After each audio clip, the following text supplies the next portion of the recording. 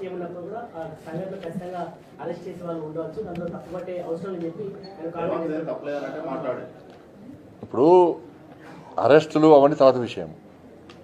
అసెంబ్లీలో 6 గ్యారంటీల చర్చ జరిగిన అసెంబ్లీలో ఒక వ్యక్తిని వ్యక్తిగతంగా ఆయన గురించి గంట సేపు మాట్లాడాల్సిన అవసరం ఏమొచ్చింది అన్న. అరెస్ట్ అయిపోయింది, జైలుకి పోయింది, వచ్చేసి అయిపోయింది, ఇష్యూ క్లోజ్.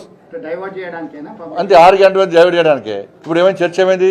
అసెంబ్లీలో దేని చర్చ జరిగిందంటే అల్లు అర్జున్ చర్చ జరిగిందని ప్రజలు చెప్పుకునే పరిస్థితి వచ్చింది. వాళ్ళు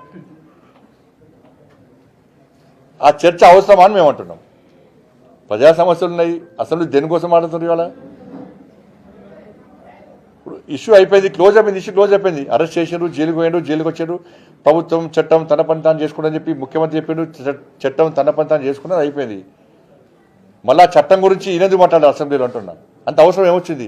ఇది నాకు తెలిసి ఇది అల్లు అర్జున్ గారికి రేవంత్ రెడ్డి గారి మధ్యలో ఏదో చెడినట్టున్నది.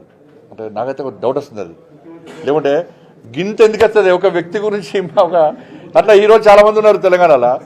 ఇప్పుడు 1000 కోట్ల ఇది కలెక్షన్ వచ్చిందట. ఎన్ని?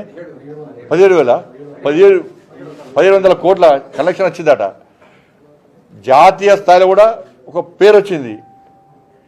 కానీ పుష్ప 3 రిలీజ్ కాకముందే రేవంత్ రెడ్డి పుష్ప 3 చూపెట్టిండు ఇవాళ. ఇది ఏందో ఉంది ఇద్దరి మధ్యలో. మరి ఆయన చెప్తారు, ఈయన చెప్తలేడు. మధ్యలో మిగతా పిచ్చలేకపోతున్నారు. ఏదో చెడింది అది. 14% ఇంకా ఉండొచ్చు. మరి రకరకాల జరుగుతుంది అది. దాని మీద ఇప్పుడు లాస్ట్కి ఏమే ఎవరైతే ఫిర్యాదు చేసి ఉంటే ఆయనే కాంప్లైంట్ తీసుకునే. ఇలా ఏమయ్యే పరిస్థితి వాళ్ళ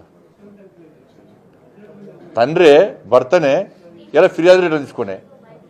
మరి ఆయన ప్రభుత్వం నమ్మకం ఉందా, లేకుంటే అల్లు అర్జున్ గారి నమ్మకం ఉందా? ప్రభుత్వం మీద నమ్మకం లేకనే కదా రిటర్న్ తీసుకున్నది.